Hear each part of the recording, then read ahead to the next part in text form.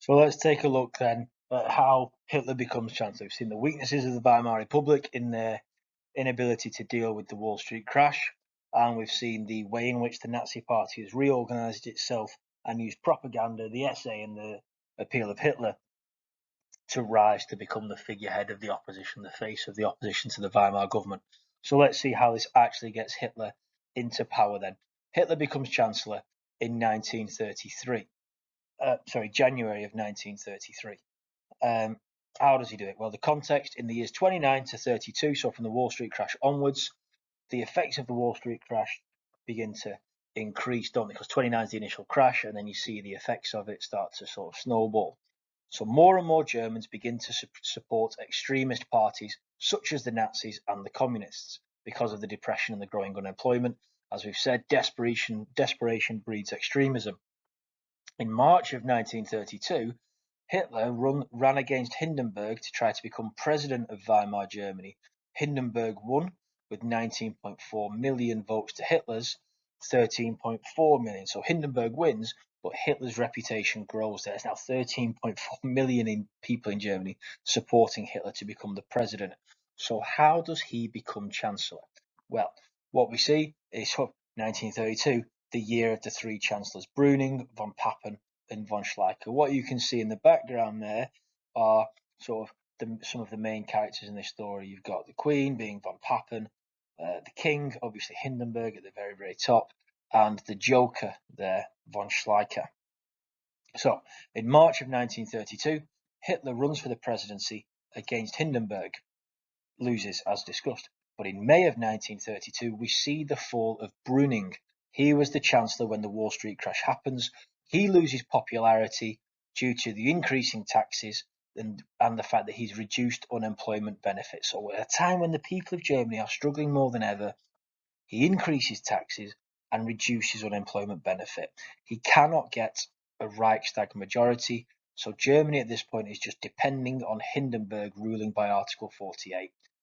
Hindenburg is then advised by von Schleicher, our friend the Joker there, to remove Brüning from office. He says, you cannot run the country with Brüning as chancellor. He will never get a Reichstag majority. He will never pass any laws. So von Schleicher, the Joker, advises the president to get rid of Brüning.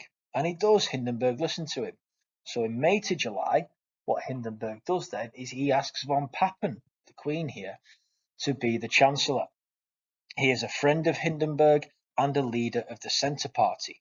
He has only 68 supporters in the Reichstag, so he's got no chance of passing any laws. So once again, he is fully dependent on Hindenburg ruling by Article 48. What von Papen does is just hold elections. So he keeps holding. Van Papen then held elections to try to gain more support. Think of this as reshuffling the deck of the Reichstag to try and get a better deck of cards so he can pass some laws. So the Nazis, when he holds these elections, he's hoping he can get a majority to pass more laws. It doesn't work out that way. The Nazis are the big winners. They get 230 seats. This makes the Nazis the largest, most well-supported party in the Reichstag. Therefore, Hitler demands the post of chancellor. He says, I represent the largest, most well-supported political party in Germany, so I deserve to be made chancellor. Hindenburg doesn't like Hitler, sees him as a threat, recognizes how dangerous he is, so he says no. He calls him a jumped-up little corporal. So Hindenburg refuses to make Hitler the chancellor, even though he's the spokesperson for the most popular, most well-supported party in Germany. December 1932 to 1933, von Schleicher warns Hindenburg that a von Papen government, von Papen as chancellor, is leading to instability and is eventually going to lead to a civil war and even more violence from the Nazis and communists. So what Hindenburg then does is removes von Papen as chancellor, and he says, okay, von Schleicher, you can become the chancellor. I want you to be the chancellor. What we're seeing here now is a game of politics between von Papen and von Schleicher, both trying to get themselves more influence. Von Schleicher is basically a snake in the grass, trying to get himself made chancellor.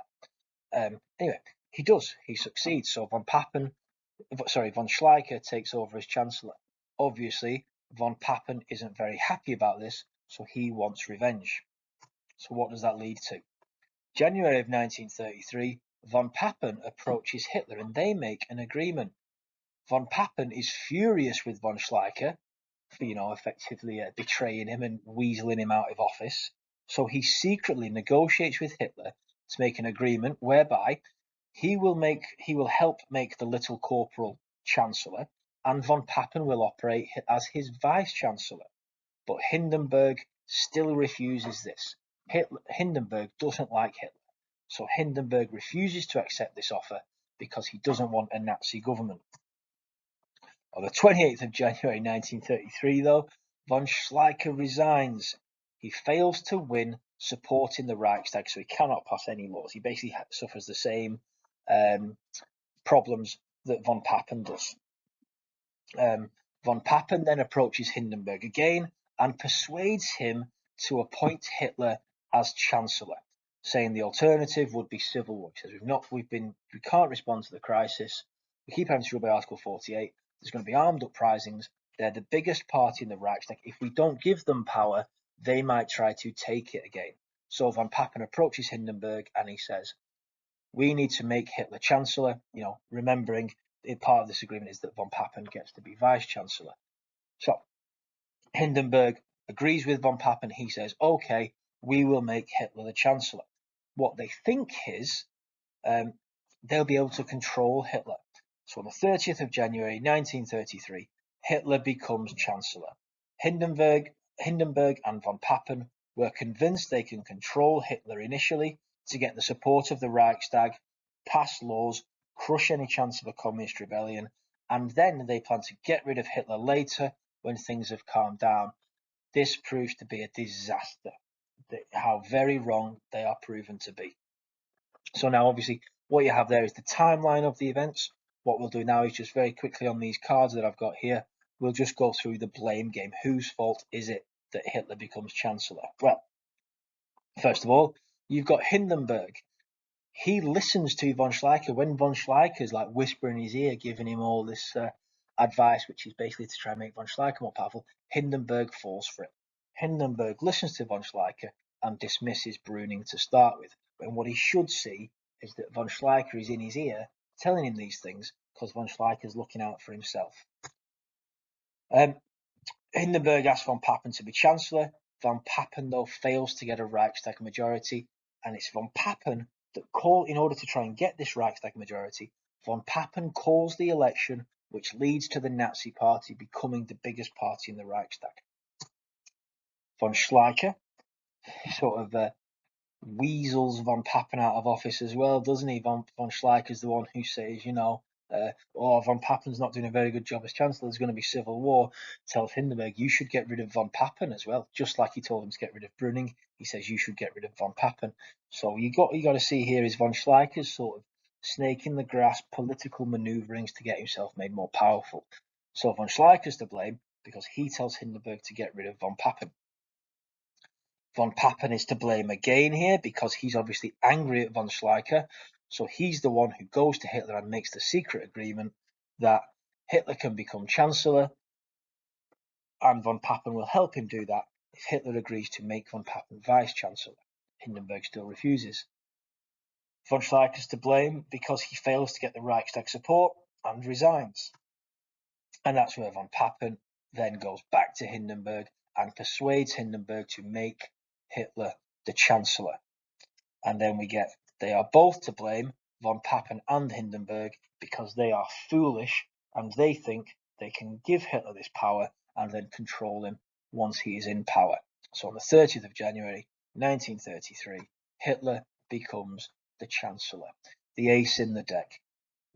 Remembering he's not got full control of Germany at this point, he is chancellor. You've still got Hindenburg as the president, the constitutional bloc, stopping Hitler having total control. Hitler's also going to do some other steps which will lead to having total control, and we'll look at those in the next video. For now, Hitler has become chancellor in January of 1933. What's going to happen next in order to help him get total control of Germany?